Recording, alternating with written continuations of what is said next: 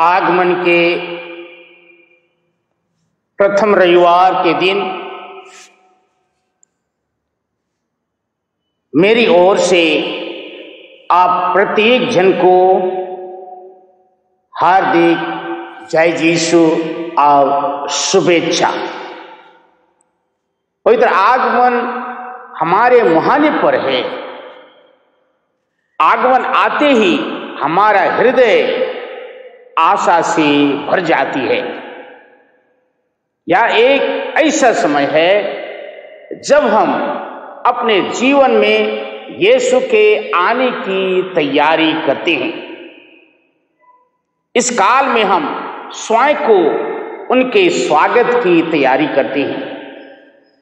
आज का सुसमाचार संत मार्कुस अध्याय 13 पद संख्या 33 से 37, पहला पाठ ईसायाह नबी के ग्रंथ अध्याय 63 का 16 और 17 पद और अध्याय 64 का पद 1 और 3 से 8। दूसरा पाठ पहला कोरिन्थ अध्याय 1 पद संख्या 3 से 9 हमारी सजगता और तत्परता पर प्रकाश डालती है। सवाल उठता है कि यह संसार अनिश्चितता और उद्विग्नता से भरी हुई है। इस हालात में हम कैसे यीशु के आगमन के लिए सजग और तत्पर रह सकते हैं? हम जानते हैं कि यीशु के 3 आगमन हैं। पहला, देह धारण के द्वारा।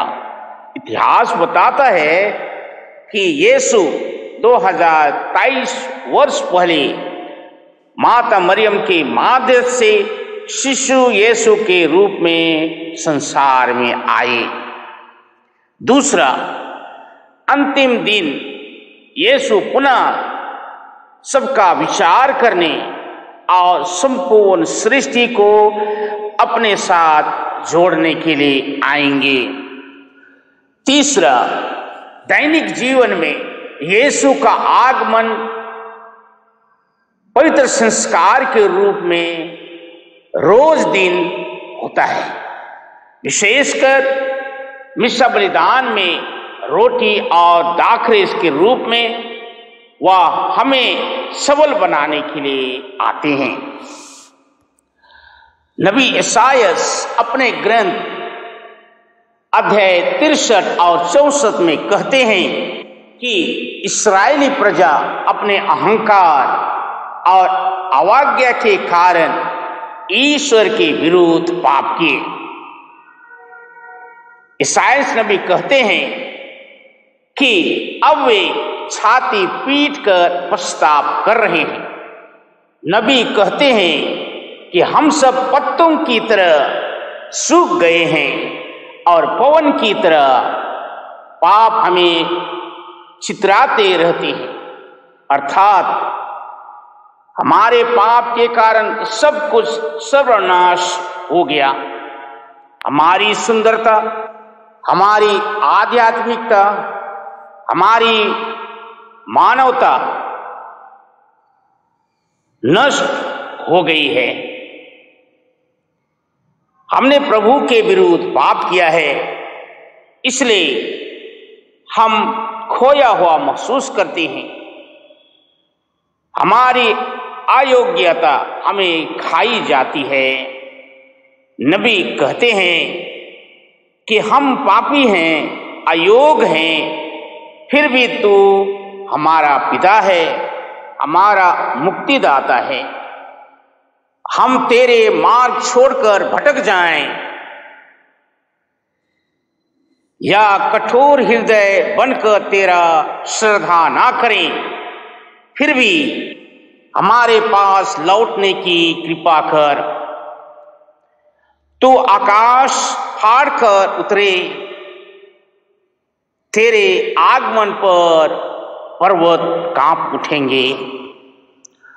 संत पौलुस कोरिन्थियों के पहला पत्र अध्याय 1 पद संख्या 3 से 9 में कहते हैं कि हम लोग यीशु मसीह के आगमन की प्रतीक्षा कर रहे हैं। यीशु आकर हमारे सम्मान और महिमा पुनः प्रदान करेंगे। प्रियजन, आगमन के समय हम मनन करें कि हम अपने आंतरिक जीवन में कैसे परिवर्तन ला सकते हैं। ख्रीस्त जयंती के पहले प्रभु की हमसे जो आशा है, आकांक्षा है, अभिलाषा है, उसे पवित्र ग्रंथ के माध्यम से हमें सिखा रहे हैं। कहते हैं यह काल मात्र भौतिक तैयारी का नहीं है, बाह्य तैयारी का नहीं है, परंतु यह तो आध्यात्मिक परिवर्तन का समय है। कहते हैं कोई मनुष्य विदेश चला गया हो, उसने अपना घर छोड़कर उसका भार अपने नौकरों को सौंप दिया हो, हर एक को उसका काम बता दिया हो और द्वारपाल को जागते रहने का आदेश दिया हो। तुम नहीं जानते कि घर का स्वामी कब आएगा, शाम को, आधी रात को, मुर्गे के बांग देते समय या भोर को। इसलिए जागते रहो, कहीं ऐसा ना हो कि वह अचानक पहुंचकर तुम्हें सोता हुआ पाए। जो बातें मैं तुम लोगों से कहता हूं वही सबों से कहता हूं, जागते रहो। यीशु ख्रीस्त से हमारी मुलाकात कभी भी हो सकती है, एक एक करके मुलाकात हो सकती है।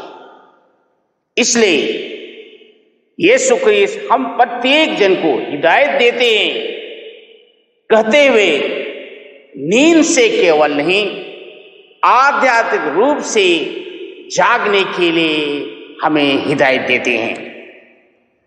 जब प्रभु अचानक आएंगे तब हमें जागता हुआ पाए। प्रियजन, हम लोग भी सुसमाचार के नौकरों की तरह हैं जो अपने स्वामी के आने की राह देख रहे हैं। यह हमारे लिए प्रार्थना में जागते रहने का समय है, सोचने का समय है कि क्या हम प्रभु के मार्ग पर चलते हैं, कि क्या पाप करके हृदय में आत्मग्लानि है, कि क्या आत्मग्लानि होने पर थोड़ा पछतावा है। क्या आप सोचते हैं कि यह जीवन क्षणिक है, अब बारी है प्रभु के आने की? क्या हम लोग भी नूह के समय की तरह खाते पीते शादी ब्याह करते हुए हम व्यस्त तो ना रह जाएंगे, जीवन बिखरा हुआ तो ना रहेगा? आइए आगमन के इस समय अपने आध्यात्मिक जीवन को संवारें, परिवार के आध्यात्मिक जीवन को संजोगने की चेष्टा करें, एक दूसरे को जागते रहने के लिए हम मदद करें, प्रार्थना करें, त्याग और तपस्या करें। ईश्वर आगमन के काल हम प्रत्येक जन को पुण्य आशीर्वाद से भर दे, जिससे हम यीशु के सुंदर अनुयायी हैं, बने रहेंगे और जब प्रभु आवेंगे तो हम प्रत्येक जन जागते रहें। ईश्वर सबको आशीष देना। आमीन।